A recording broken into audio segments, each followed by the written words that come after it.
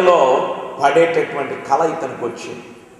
ఒక్కసారి ఆలోచించండి, ఇట్లాంటి కళ మీకు కూడా వచ్చిందనుకోండి, ఎంత నిద్రలో అయినా ఒళ్ళు చలదరించిపోతుంది.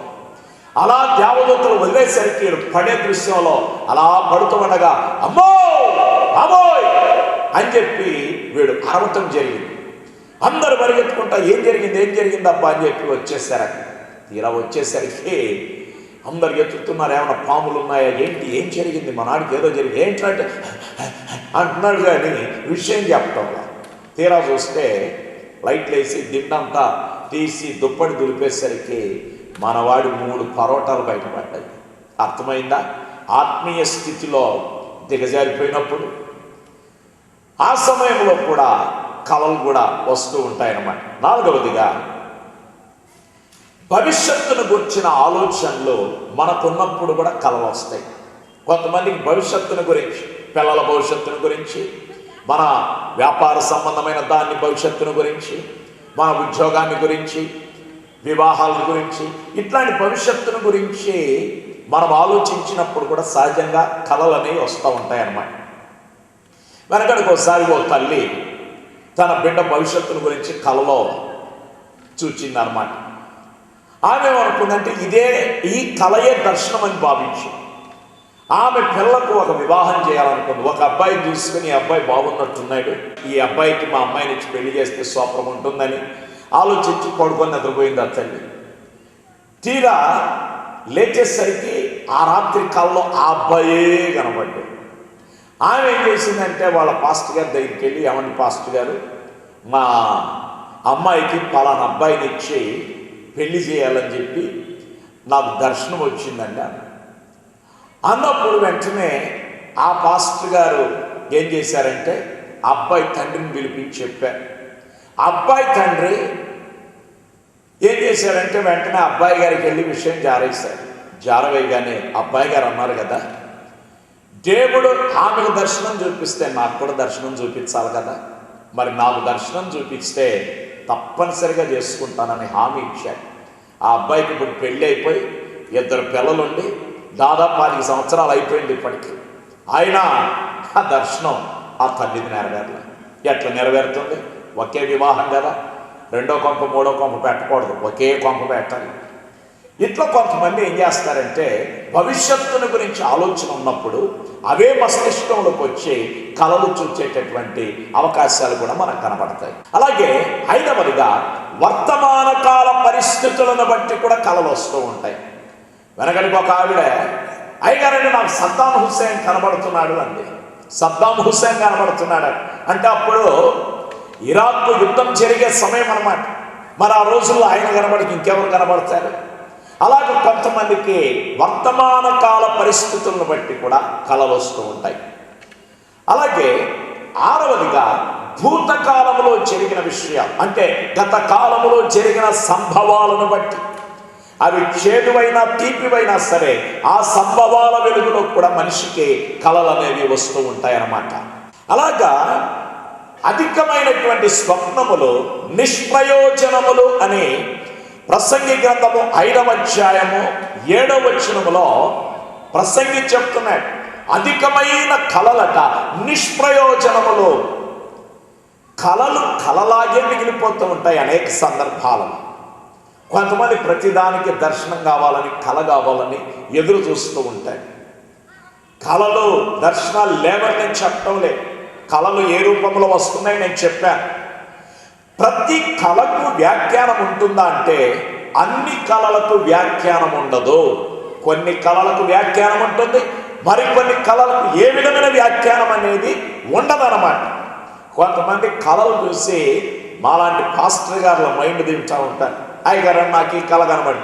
కొన్ని సంఘాలకు పోతే పాస్టర్ గారుల ఉద్యోగం ఏంటంటే కొంతమందికి వచ్చిన కళల వ్యాఖ్యానం చెప్పటమే వాళ్ళ ఉద్యోగం.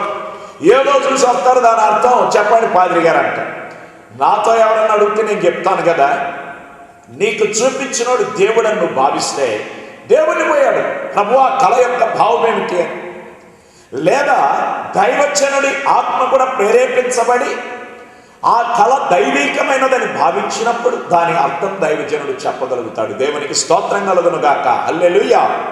ఇకపోతే కొంతమంది ఈ రీతిగా అనుకుంటారు, పిలాతు భార్యకు వచ్చిన కళ అది దైవికమైనదా పైశాచికమైనదా? రెండు ప్రశ్నలు. ఆమె వచ్చినటువంటి కళ అది దైవికమైనదా లేక పైశాచికమైనదా? ఈ రెండు అభిప్రాయాలు కూడా వేద పండితుల మధ్య ఉందన్నమాట. మొట్టమొదటిగా అది పైశాచికమైనదా అనేటటువంటి ప్రశ్న జనరల్గా తలెత్తుతూ ఉందన్నమాట.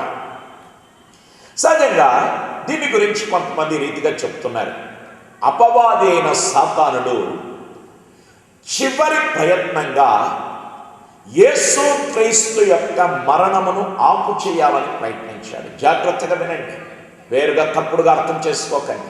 యేసు క్రీస్తు యొక్క మరణాన్ని ఆపేయాలి.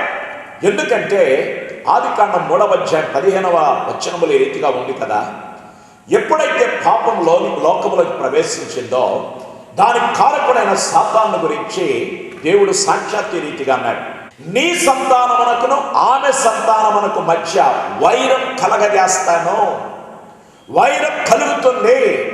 అది అంటే ఆయన నిన్ను తల మీద కొట్టును, నీవు దాని మడిమ మీద కొట్టుదువు. ఈ వాగ్దానం వినేసరికి సైతానుగాడు హడలెత్తిపోయాడు. అప్పటి నుంచి ఎదురు చూస్తున్నాడు, నా తల చితగొట్టేవాడు వస్తాడు, నా తల చితగొట్టేవాడు ఎవరై ఉంటాడబ్బా అని చెప్పి సాతానుడు ఎదురు చూడటం మొదలుపెట్టాడు. అలా చూస్తూ ఉండగా ఇదిగో ఆదాము హవ్వలకు మొట్టమొదటిగా 2 కుమారులు పుట్టుకొచ్చారు. అందులో కయ్యను ఒకడు, హేబెలు ఒకడు. కయ్యను చూడగానే పర్వాలేదు, ఇతగాడు నా వశములోనే ఉన్నాడని భావించాడు. హేబెల్ను చూడగానే అతడు చాలా చక్కని భక్తిపరుడు, మంచి ప్రార్థనా వీరుడు, అలాగే దేవుని సన్నిధిలో భయభక్తులు కలిగిన వాడు, ఆరాధించే మనస్తత్వం కలిగిన వాడు. పైపెచ్చు అతడు దేవునికి సరైన రీతిగా యాగార్పణ అర్పించేవాడు అన్నమాట. ఇలాగా సాతానుడు అనుకున్నాడు, ఒకవేళ హేబెలేమో నా తల చితగొట్టేది. అందుకే కయ్యన్లో దూరి హేబెల్ను చంపేలాగా చేశాడు సాతానుడు. ఆ తర్వాత ఒక్కొక్కరిని చూస్తున్నాడు, అబ్రహాము, ఇస్సాకు, యాకోబు, మోషే, అదే రీతిగా దావీదు, యెషయా, బాప్తిస్మమిచ్చే యోహాను, ఇటువంటి వాళ్ళు అందరూ వస్తుంటే సాతానుడు వాళ్ళ అని చెప్పి ఎదురు చూచాడు. ఒకరోజు రానే వచ్చింది.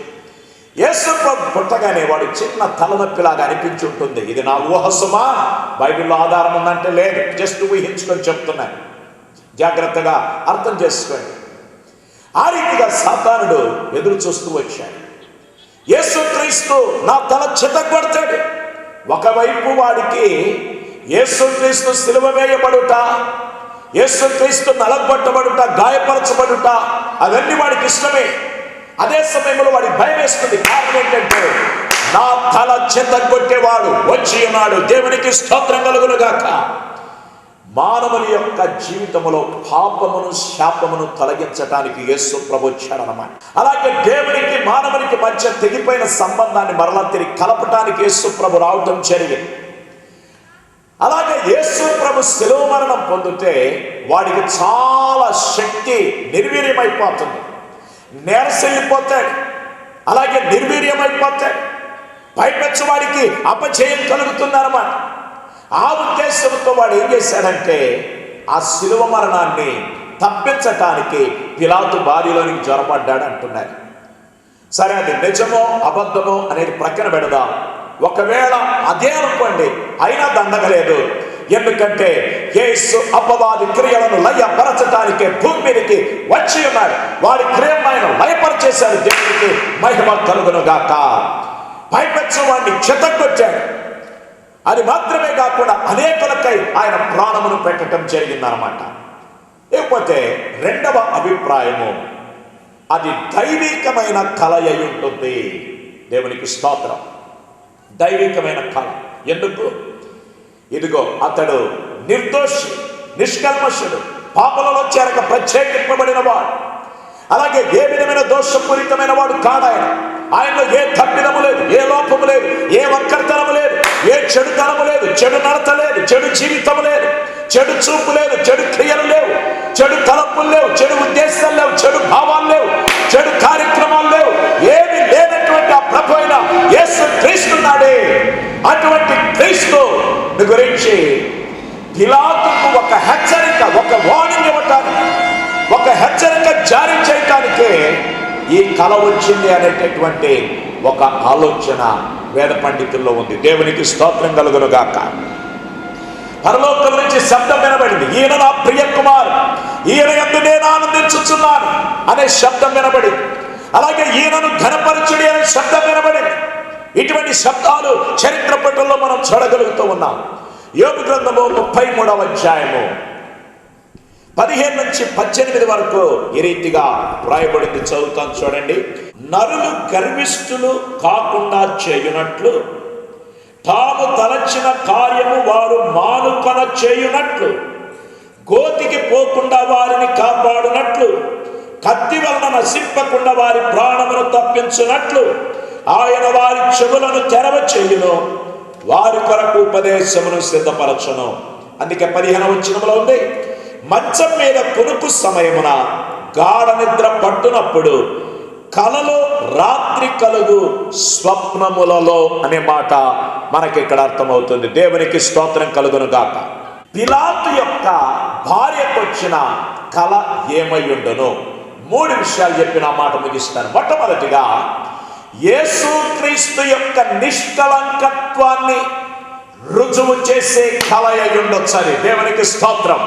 యేసుక్రీస్తు యొక్క నిష్కల్మషుడని, ఆయనలో ఏ విధమైన దోషం లేదని, ఈ నేరారోపణ ఆయన మీద చేస్తున్నారు ఇంతమంది, కానీ అందులో ఒక్క దాంట్లో కూడా పస లేదు, నిజం లేదని తెలిసే నిష్కలంకత్వాన్ని గురించినటువంటి కల అయి ఉంటుందని.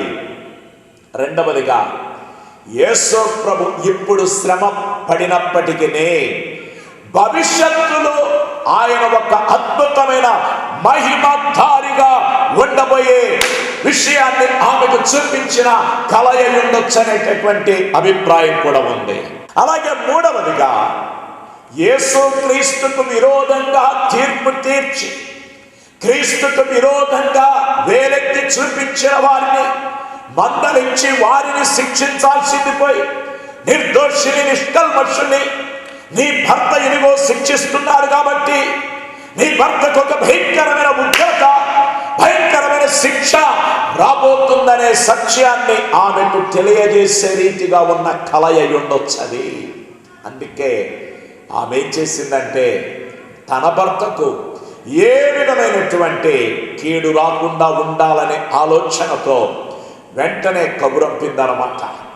వెంటనే తెలియజేసి ఇలాగ 3 కారణాలు ఒకవేళ ఈ కల వెనక ఉండొచ్చు అనేటటువంటి అభిప్రాయం వేద పండితుల్లో ఉంది. దేవునికి స్తోత్రం కలుగును గాక. హల్లెలూయా.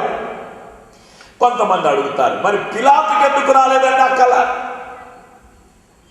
పిలాతుకు కల రావాల్సిన అక్కర్లా. ఆయన ముందే యేసు ప్రభు స్వయంగా నిలబడున్నాడు అక్కడ. ఆయనే స్వయంగా మాట్లాడుతున్నాడు. ఆయన ఎవరో స్వయంగా చెప్తున్నాడు.